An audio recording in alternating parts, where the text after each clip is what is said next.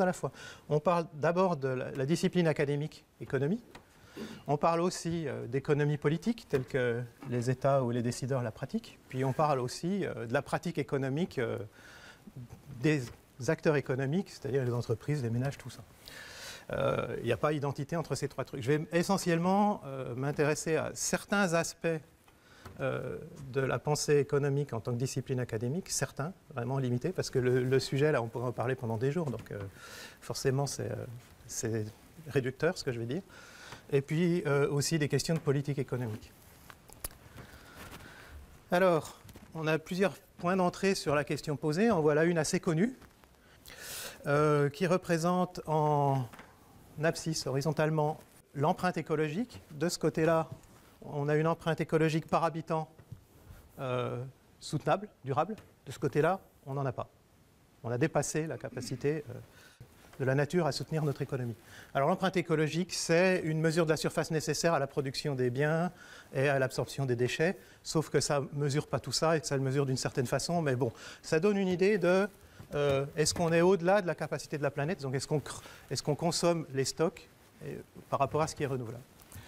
Et verticalement, il y a ce qu'on appelle l'indice de développement humain, qui est un indice composite proposé par les Nations Unies, enfin des économistes aux Nations Unies d'ailleurs, pas les Nations Unies en tant qu'organisme, et qui tient en compte des éléments de santé, des éléments d'éducation, des éléments de niveau de vie. Et le niveau de vie, c'est essentiellement le revenu annuel des pays par habitant. Mais pas que ça, mais c'est en grosse partie ça. La santé, ça peut être l'espérance de vie, des choses comme ça. Alors, tout en haut, il y a une autre barre verticale qui indique un niveau de développement humain où on est au-delà de la satisfaction des besoins élémentaires. Quelle que soit la façon dont vous définissez ça, il y a une espèce de consensus pour définir consensus, en tout cas proposition, je n'irai pas jusqu'à dire un consensus, pour définir cette limite en termes d'indice de développement humain. Sachant que, évidemment, il n'y a pas compensation entre les trois trucs, mais en général, ils sont corrélés. Ils avancent un peu ensemble. Pas complètement, autrement, on ne les combinerait pas les trois. Et puis les points, c'est des états. Bon, c'est un diagramme complètement réducteur. Il y a bientôt d'autres dimensions à la question de la durabilité, mais c'est une des possibilités de rentrer. Puis à deux dimensions, on aime bien parce qu'on arrive encore à comprendre. Où est le problème par rapport à ça? Ça, c'est un état de fait. En quoi cet état de fait définit-il un problème? Le problème, il est que notre modèle de croissance économique, de développement économique, c'est-à-dire celui qu'on a développé en Occident, qui est en train de se généraliser à toute la planète, il fait passer d'abord monter en indice de développement humain et ensuite à peu près stagner en indice de développement humain, mais par contre augmenter considérablement les impacts écologiques et en évitant, malheureusement, le domaine de durabilité qu'on peut définir au moins dans cet espace à deux dimensions. Il y a d'autres dimensions au développement durable, mais au moins dans celui-là, on évite l'endroit où notre mode de vie serait durable. Alors notre mode de vie, entre un occidental et un somalien, il y a quand même des différences substantielles. Alors les somaliens, ils sont plutôt là, et puis les USA, ils sont là-haut. Alors évidemment, on peut faire des moyennes pondérées par le nombre d'habitants, et on est à peu près par là, en moyenne pondérée par le nombre d'habitants. On est entre 50% en excédent globalement, et puis 2 fois trop en émissions de CO2. Alors, ce qu'on souhaiterait, c'est évidemment se ramener dans la niche durable, là. C'est-à-dire pour les pays qui sont en dépassement de charges écologiques, décroître, et pour les autres, croître. Il y en a une partie dont la croissance standard est encore complètement souhaitable. Alors, pourquoi est-ce que ça signifie un problème? Ça ne signifie pas nécessairement un effondrement. C'est le seul endroit où je parlerai d'effondrement quasiment. Il y a un effondrement, Manuel a expliqué la dernière fois, je parle uniquement d'effondrement environnemental là, quand c'est un problème d'horizon de temps finalement. Le problème de revenir là-dedans, pour nous, hein, leur problème il est plutôt d'y monter, nous c'est plutôt de revenir en arrière. Et on ne revient jamais en arrière, tout le monde sait ça, on fait autre chose. C'est un problème d'horizon de temps. Il faut que le temps qu'on met pour revenir là-dedans, si tant est qu'on en prenne le chemin, pour l'instant on continue à creuser dans l'autre sens. Hein. Le temps qu'on met à revenir là-dedans soit plus court que le temps d'érosion des capacités de l'environnement à maintenir un tel mode de vie. Si on n'avait pas ce problème de temps, finalement, ça ne serait pas forcément un problème en soi. Mais on a un problème d'horizon de temps. Alors, cet horizon de temps n'est pas très fermement défini. Les éléments qu'on a actuellement suggèrent que quand même, il faut qu'on bouge les fesses au XXIe siècle. Alors, je vous ai dit que ça, c'est la trajectoire habituelle de croissance économique. Un exemple de ce problème de dépassement, c'est le fait que, ici, on a représenté l'énergie et là-haut le PIB, c'est-à-dire la richesse produite annuellement en fonction de l'énergie consommée annuellement. C'est essentiellement des combustibles fossiles. C'est au niveau mondial, mais ça marche aussi dans différentes régions. Par exemple, si on se limite à l'OCDE, il y a une corrélation assez gigantissime comme ça. Ça, c'est des données qui viennent de Jean Covici, il a le bon goût d'en produire plein. Donc, je me contente de lui piquer, c'est transparent. Donc, on a une relation très directe entre la quantité d'énergie consommée et le niveau de croissance économique.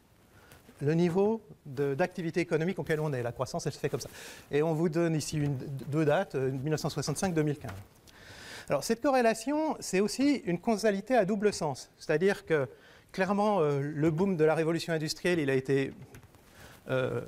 eu comme moteur important la disponibilité d'énergie fossile. Réciproquement, le fait d'avoir des politiques de croissance économique accroissent la quantité d'énergie consommée.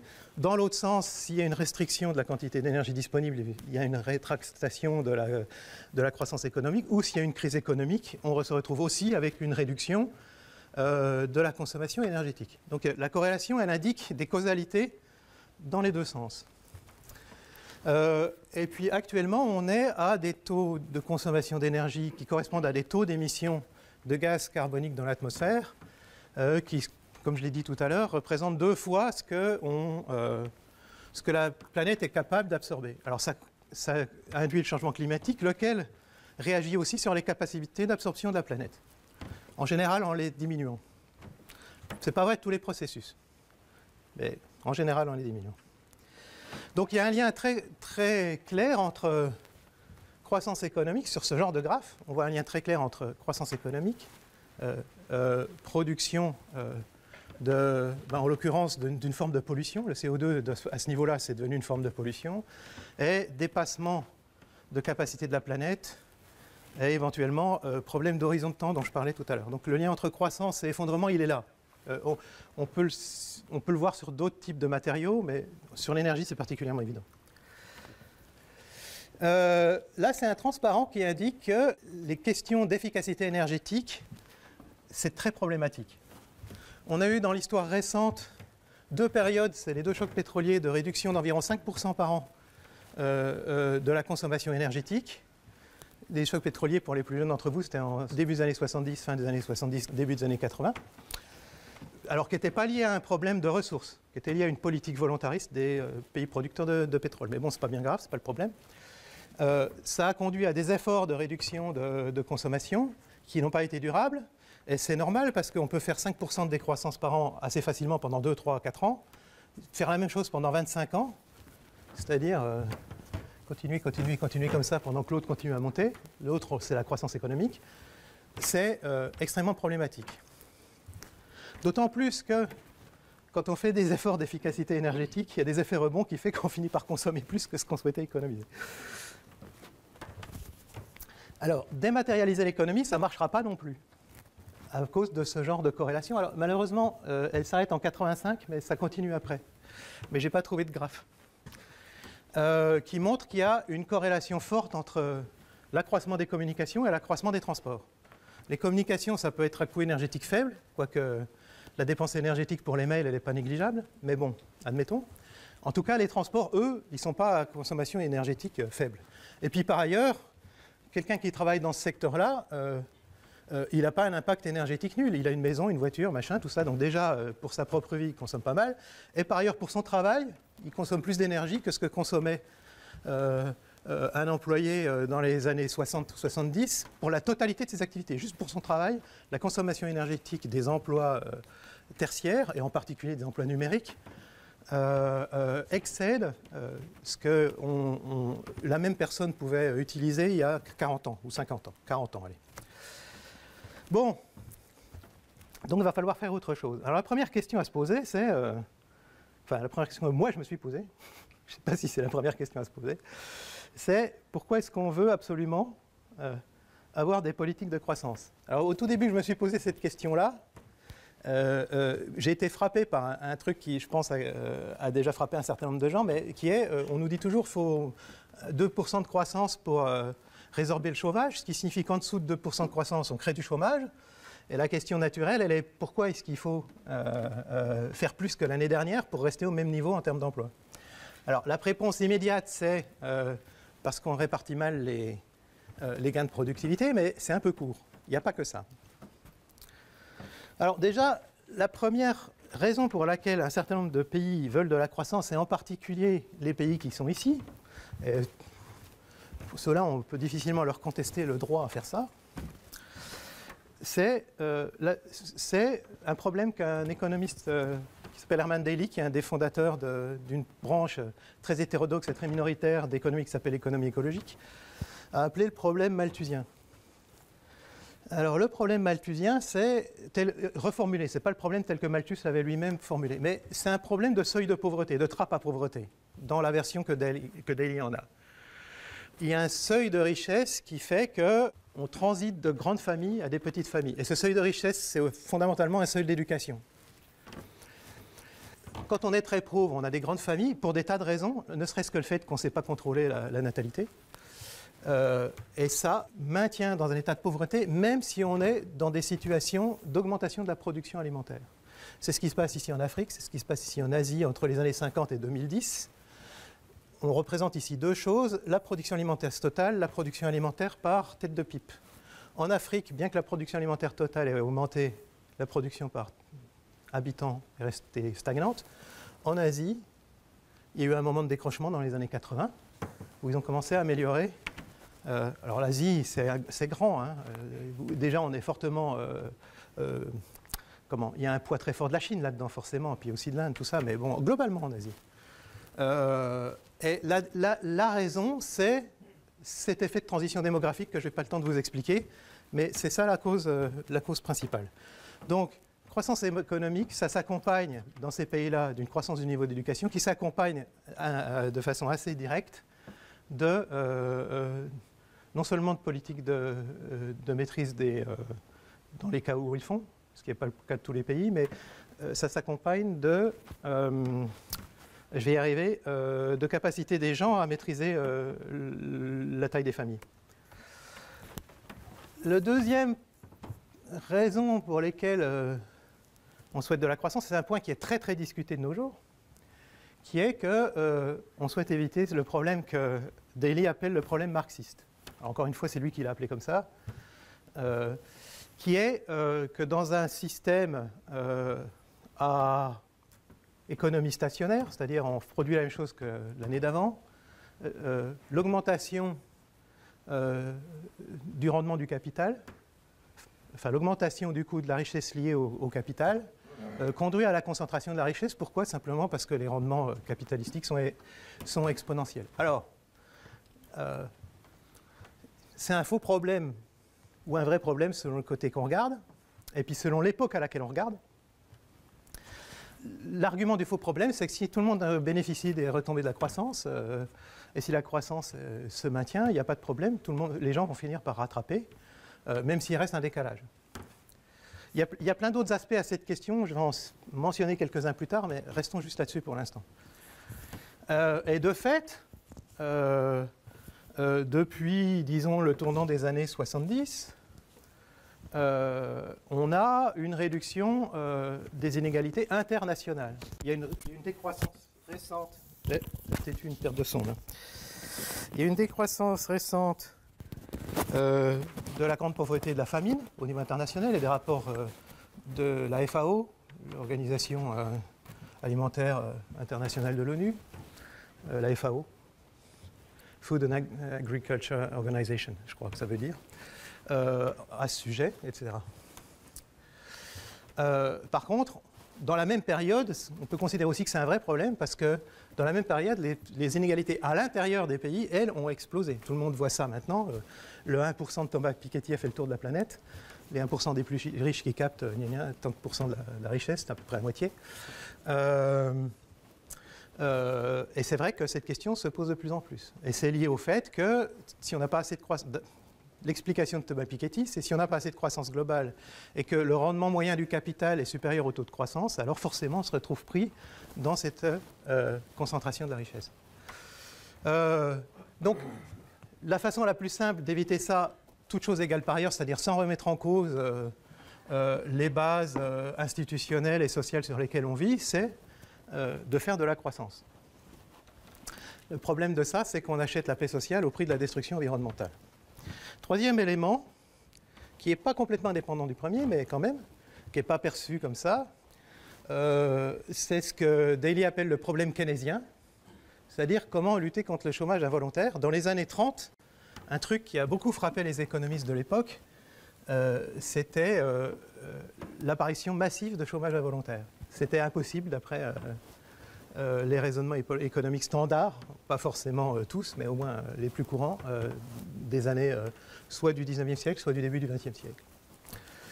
Donc là encore, l'analyse de Keynes c'est quand même un peu subtile, je la résume de façon éhontée ici, qui consiste à dire que si on fait par une politique d'investissement, un accroissement de la demande, on se retrouve avec un accroissement de l'investissement et de l'emploi qui recrée un accroissement de la demande et donc il y a un effet de démultiplication qui fait que pour chaque euro investi de l'État, on récupère plus d'un euro d'activité derrière. Ça a été passablement critiqué évidemment depuis les années 80, mais on y revient un peu, sauf qu'on n'est pas dans les mêmes conditions pour y arriver. Mais bon. Et l'outil principal de ça, c'est la politique de l'État. Alors je repose ici la question que j'ai posée tout à l'heure, c'est pourquoi il faut une croissance non nulle pour maintenir le statu quo. Alors évidemment, il y a un problème de répartition des gains de la croissance, mais quand on regarde un peu plus dans le détail, ce n'est pas si simple que ça. Ça revient un peu à ça, mais ce n'est pas si simple que ça. Donc là, j'entame deux transparences sur les questions banque, finance et croissance. Et là encore un coup, je vais en faire une simplification éhontée, mais bon, tant pis. Ça fait partie des limites de l'exercice. Pour la plupart des gens, la monnaie, c'est ce qui sert à échanger des biens. C'est ce qui se passe en haut. Vous vendez votre travail, vous recevez un salaire, vous achetez de quoi bouffer, mais une entreprise achète à ses fournisseurs, fait une transformation, revend. Bon. Première utilité de la monnaie qui est bien connue. Deuxième mécanisme qui, lui, intéresse plutôt les banquiers et les financiers, c'est qu'en fait, l'échange de biens est complètement subsidiaire dans la question. Ce qui compte, c'est de se retrouver à la fin avec plus d'argent que ce qu'on avait au début. C'est là que revient la question de la répartition des produits de la croissance. Alors, derrière ça, pour arriver à faire ça, il faut non seulement de la croissance économique, mais il faut aussi de la croissance de la masse monétaire. On vit, alors maintenant c'est devenu, je veux dire, quasiment un lieu commun, la plupart des gens savent ça, mais il y a 10 ans, on n'en parlait pas tant que ça. On vit dans un monde dans lequel la monnaie, c'est-à-dire la monnaie et le crédit, pas seulement ce que vous avez sur votre compte en banque, provient essentiellement de création monétaire des banques privées. Vous faites un emprunt, la banque n'a en général pas l'argent. Une banque monopolistique n'aura qu'une faible fraction de l'argent. Une banque normale aura une partie de cet argent. Mais elle crée directement. Vous empruntez 10 000 euros pour acheter une voiture, on vous crédite 10 000 euros sur votre compte, une bonne partie de cet argent est créée à partir de rien. Quand vous remboursez votre emprunt, cet argent est détruit. Quand vous faites un emprunt, on crée de l'argent. Quand on rembourse un emprunt, on le détruit. C'est des opérations comptables, mais ça correspond à réellement de l'argent qui circule. Et de nos jours, environ, selon les pays et selon différentes choses, 90 à 98% de la monnaie en circulation vient d'une dette comme ça, que ce soit une dette d'État, d'entreprise ou de ménage. Ça n'a pas d'importance. Même votre salaire, quand vous remontez d'où il vient, si c'était possible, vous vous rendrez compte qu'il y aurait une dette derrière. Alors, en quoi est-ce que ça pose un problème? Ça pose un problème. Alors, ça, c'est le point peut-être le plus polémique de cet exposé. Peu d'économistes s'intéressent à ça. Beaucoup de gens qui se posent des questions alternatives s'intéressent à ce problème-là. J'ai tendance à croire qu'il est réel et pertinent. Donc, il y a deux éléments dans le fait que ça peut poser un problème. Le premier, c'est que quand une banque ou un organisme d'investissement vous fait un prêt, sauf qu'un organisme d'investissement, il ne va pas vous faire un prêt pour acheter une voiture, il va prêter à une entreprise du CAC 40, mais bon, c'est pareil. ou investie, enfin bon, c'est pas, passons. Restons sur la banque, c'est plus simple. Quand elle vous fait un prêt, elle exige la restitution du prêt avec un intérêt. Vous empruntez 1 000 € en fin d'année, vous devez les rembourser en fin d'année. En général, vous devez rembourser 1 100 €, disons, pour simplifier. Ça fait 10% d'intérêt sur l'année, c'est beaucoup, mais c'est pas grave, c'est pour simplifier. La banque a créé la monnaie pour votre prêt. Quand vous la remboursez, elle la détruit. Par contre, elle n'a pas créé les 100 € d'intérêt. Alors, est-ce que c'est un problème? Il faut bien que ces 100 € d'intérêt viennent de quelque part.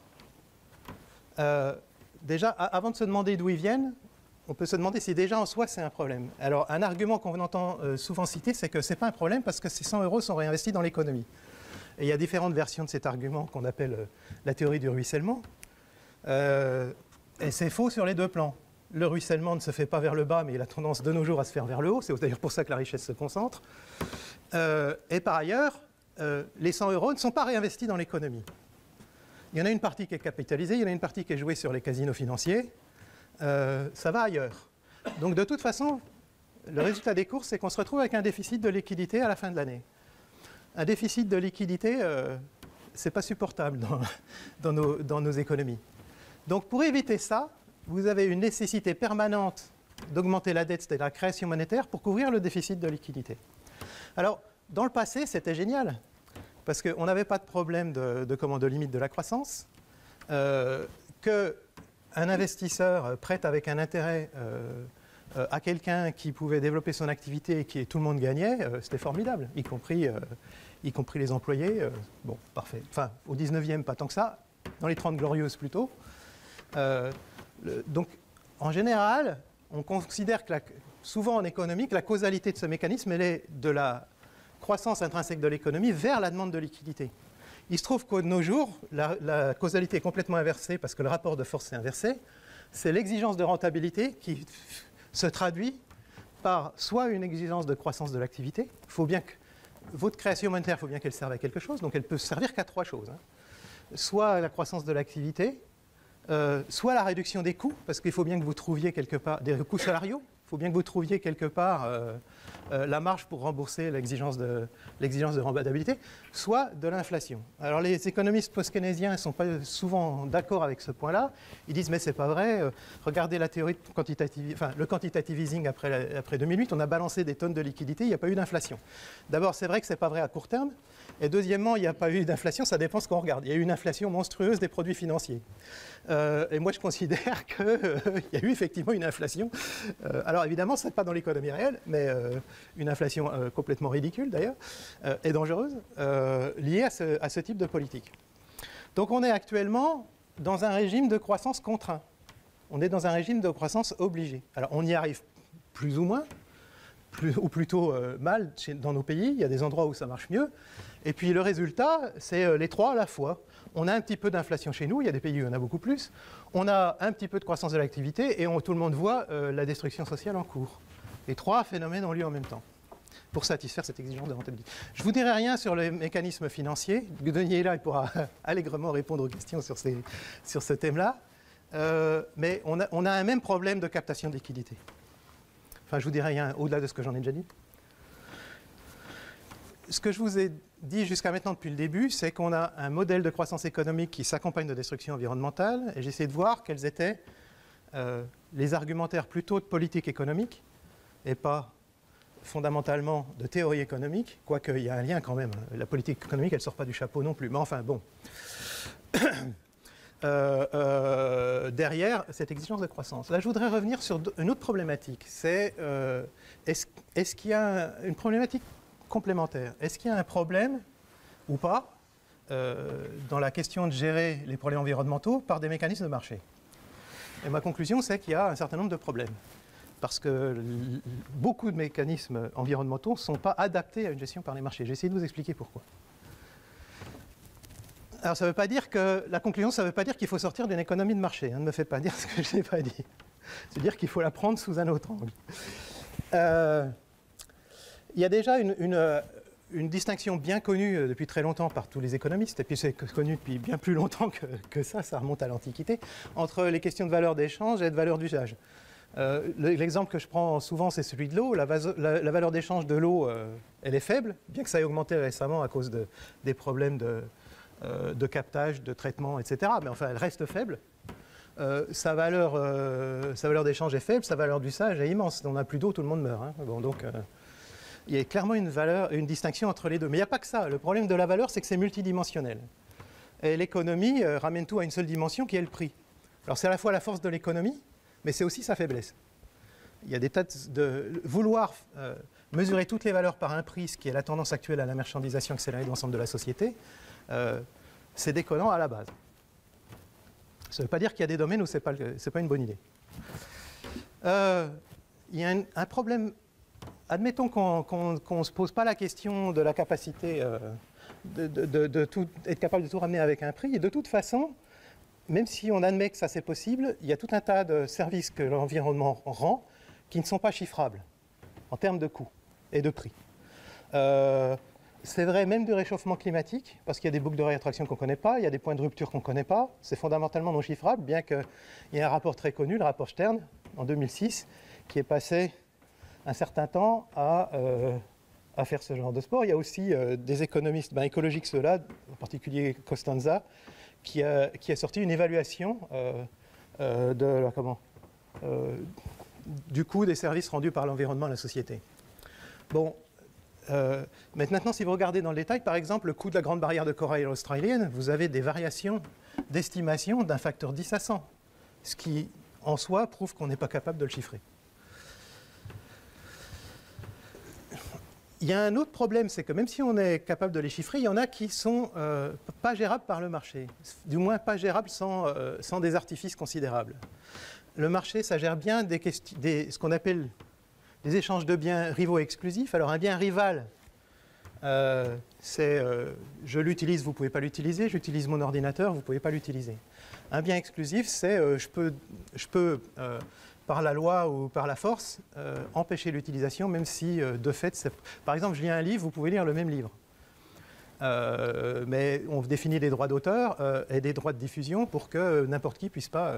D'ailleurs, il y a une bagarre permanente sur les droits d'auteur, sur les livres, les disques, machin, bon. Donc un bien exclusif, c'est quelque chose qu'on peut rendre artificiellement rival, en quelque sorte. Il y a plein de mécanismes environnementaux qui rendent des services à la société qui ne sont pas de ce type.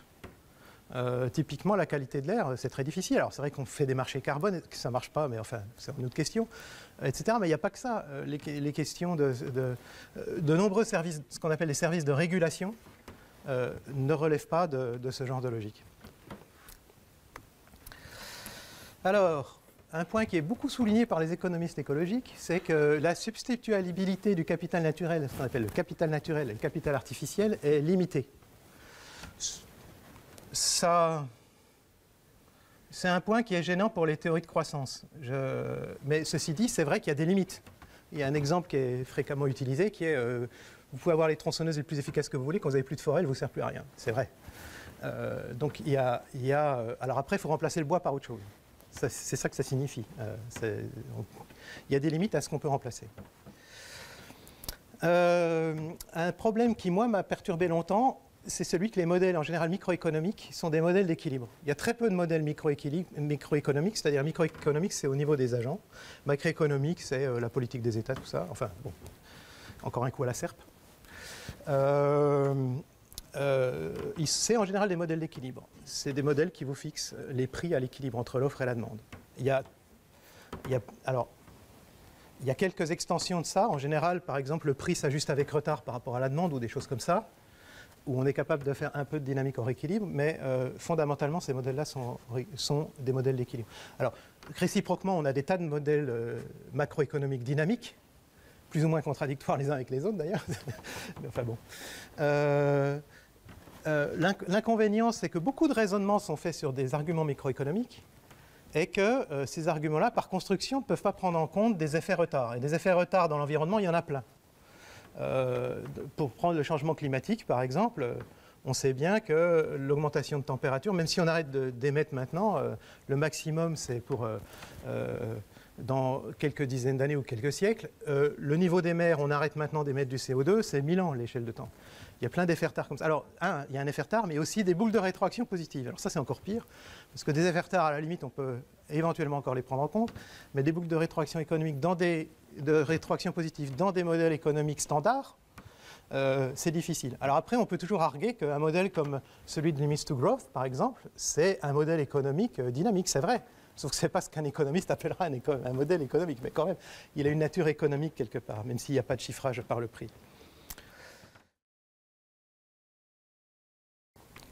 Bon, donc comment est-ce qu'on a d'un côté une politique de croissance qui amène à de la destruction environnementale, enfin un modèle de croissance qui amène à la destruction environnementale, et de l'autre, une difficulté de réguler les problèmes environnementaux par des mécanismes de marché.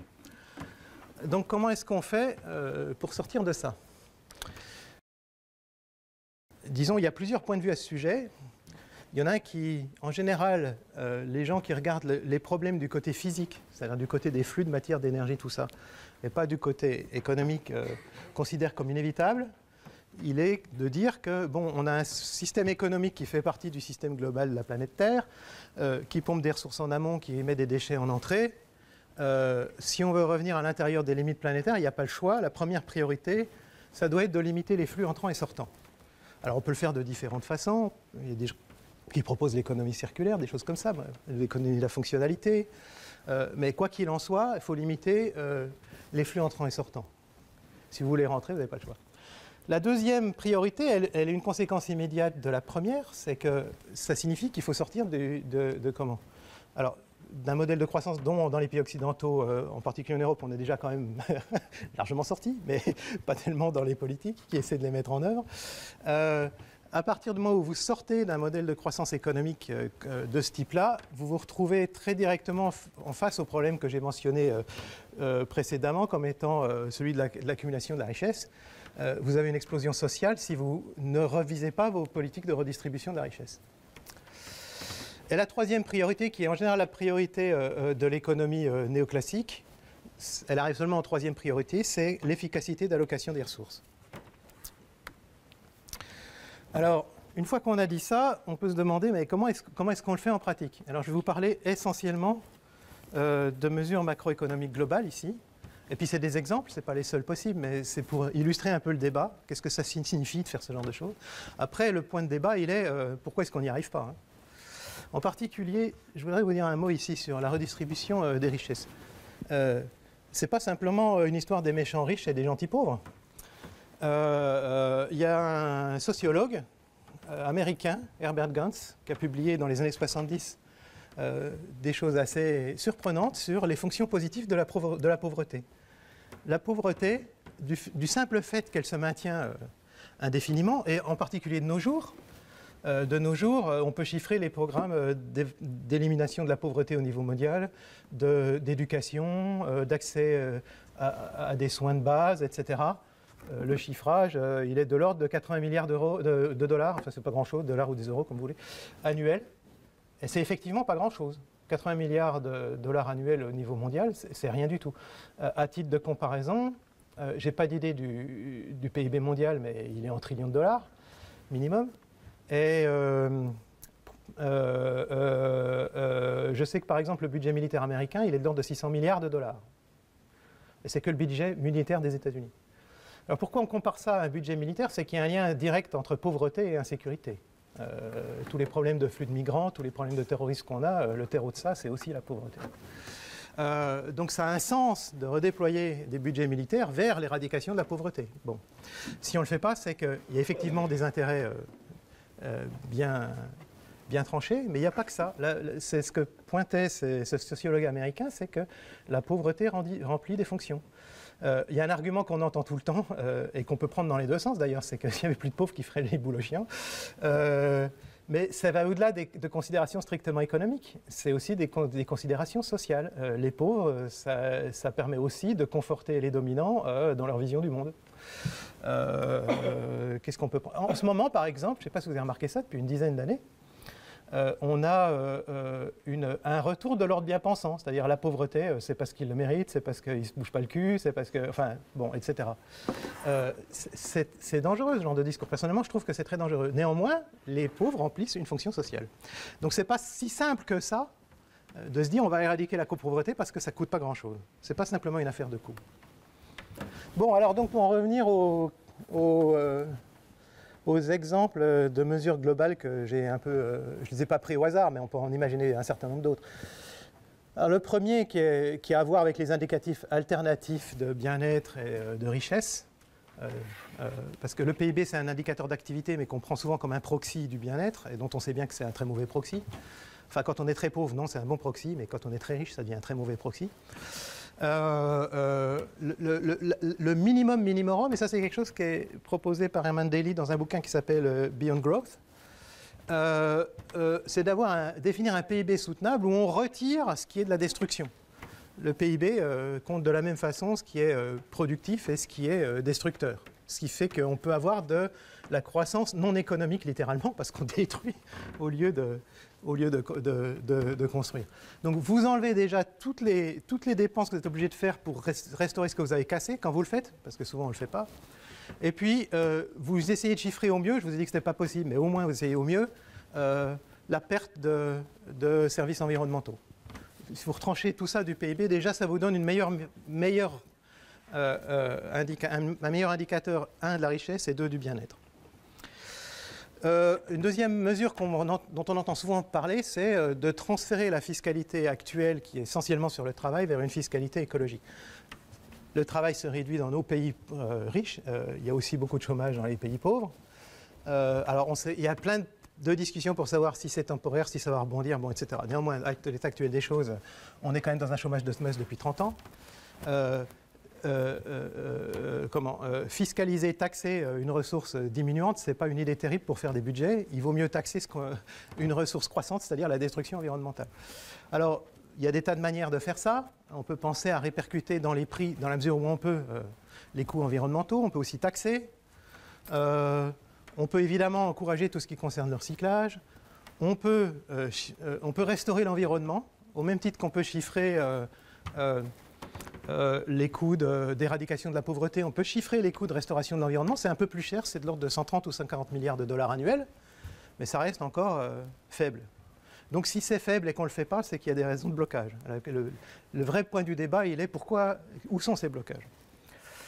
Ok, alors un point qui moi me tient beaucoup à cœur et à Denis aussi, c'est qu'il faut quand même réviser le fonctionnement bancaire et financier, arrêter le délire sur le casino sur les marchés, interdire tous ces produits dérivés à la noix. On a eu une conf de Marc Chenet qui expliquait bien ça dans le détail, je ne vais pas revenir là-dessus, mais ça c'est le minimum minimum. Et je rappelle encore un coup que ça n'implique pas de sortir d'une économie de marché. La question des limites aux écarts de richesse, bon, très clivant, j'en ai déjà parlé. Et le dernier point me paraît important, et puis je finirai là-dessus. On vit depuis très longtemps sur une opposition entre l'État et le marché. Très longtemps, enfin toutes les politiques dont on entend discuter depuis que au moins je suis né, mais ça a l'air probablement avant, c'est qu'est-ce qui est de l'ordre du domaine public, qu'est-ce qui est de l'ordre du domaine privé. Actuellement, et depuis la vague néolibérale des années 80, il y a un peu un retour là-dessus, mais quand même, on s'est beaucoup déplacé dans cette direction-là. On a tendance à ignorer que le problème n'est pas unidimensionnel, il est plutôt à 3 pôles.